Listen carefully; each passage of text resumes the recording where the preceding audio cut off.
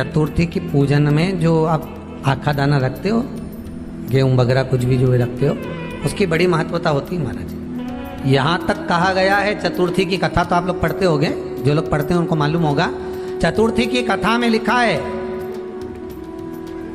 चौथ माता के व्रत में वर्णन किया गया है कि वो आखा दाना जो रखा जाता है, मान लो कोई जरूरी काम होता है तभी आखा दाना को रखा जाता है, संभाल के रखते हैं कि हम इस काम के लिए जा रहे हैं और हमारा ये कार्य सफल होना चाहिए।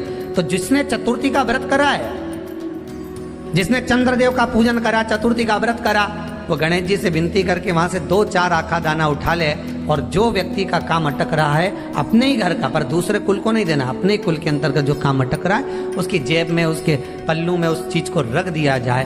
तो चतुर्थी जो अगली आती है, जैसे आप महीने की करते हो तो महीने की, और आप जैसे करते हो कि 4 अलग बड़ी बड़ी चतुर्थी करते हो तो उसके अनुसार आपका कार्य सिद्ध होता ही है। उस आखे दाने का इतना महत्व होता है क्योंकि चतुर्थी का व्रत करने वाली माता जब व्रत करती है तो स्वयं चतुर्थी की कथा में लिखा हुआ है कि पार्वती जी गणेश जी से चतुर्थी की कथा बचवाती।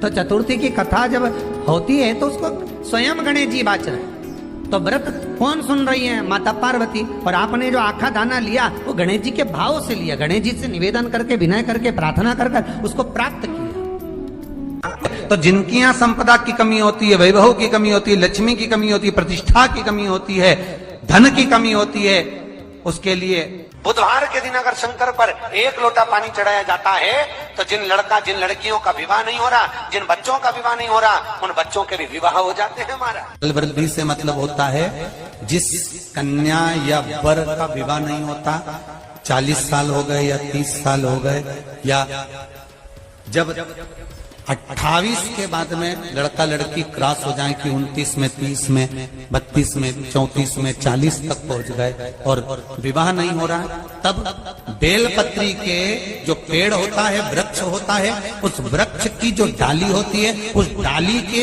मनकों से जो माला बनती है, बाजार में भी मिल जाती है बेल की माला, उस माला को भगवान शंकर को समर्पित कर कर बेलपत्री के वृक्ष के नीचे बैठ कर भगवान शंकर का पंचाक्षर मंत्र का जाप करना है।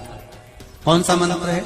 पंचाक्षर। पंचाक्षर मंत्र कल बताया था, नमः शिवाय। अगर रसोई घर से भोजन में तुलसी डलकर अगर ठाकुर जी के सामने वो थाली रखी तो ये पक्का है वो थाली ठाकुर जी नहीं जीमेंगे, क्योंकि उसमें तुलसी रखी हुई आई है। हाँ, जब ठाकुर जी के सामने थाली रखा गई और तुमने थाली रखने के बाद में मंदिर के सामने बैठ के फिर तुलसी डाली तो ठाकुर जी उसको स्वीकार कर लेते हैं। क्यों?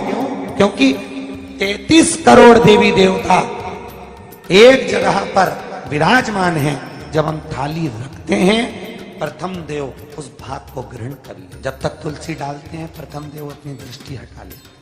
समय होता है, एक टाइम होता है, एक पल होता है, एक घड़ी होती है कि गणेश जी महाराज हमारे घर में आ गए।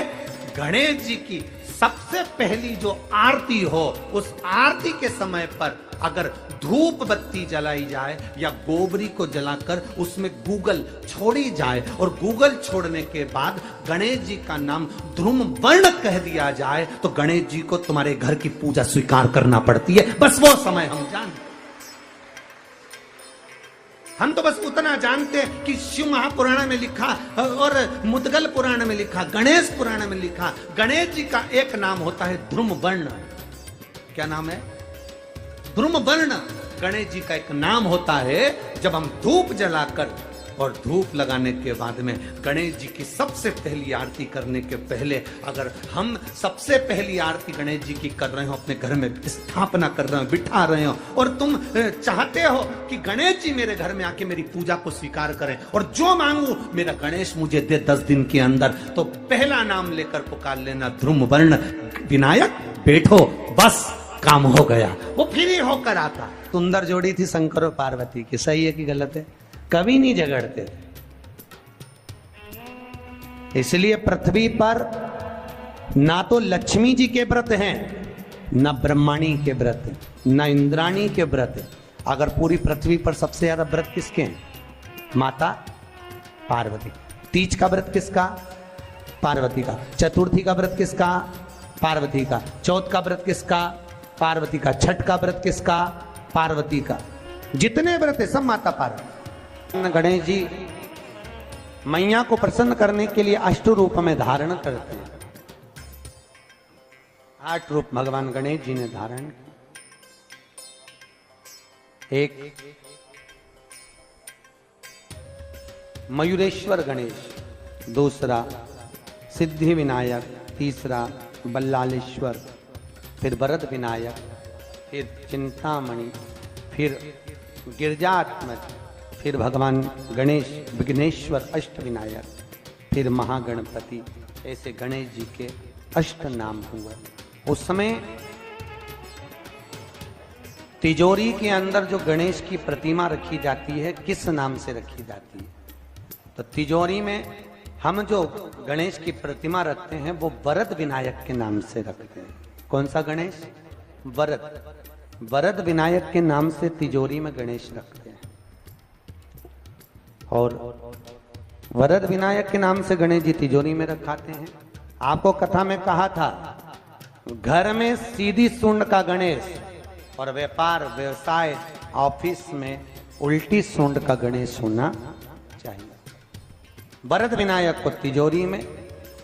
जब मकान का गृह प्रवेश होता है तो गणेश जी की पूजन जो दरवाजे पर करी जाती है उसे सिद्धि विनायक गणेश कहते हैं। कौन सा गणेश? सिद्धि विनायक। जब हम घर में शुभ कार्य हो, बंदर बाल लगाएं, कोई दरवाजे पर शुभ लाभ लगाएं या स्वस्तिक बनाएं या माताएं दरवाजे पर रंगोली डाले तो उसी समय पर सिद्धि विनायक के नाम से रंगोली डालना चाहिए।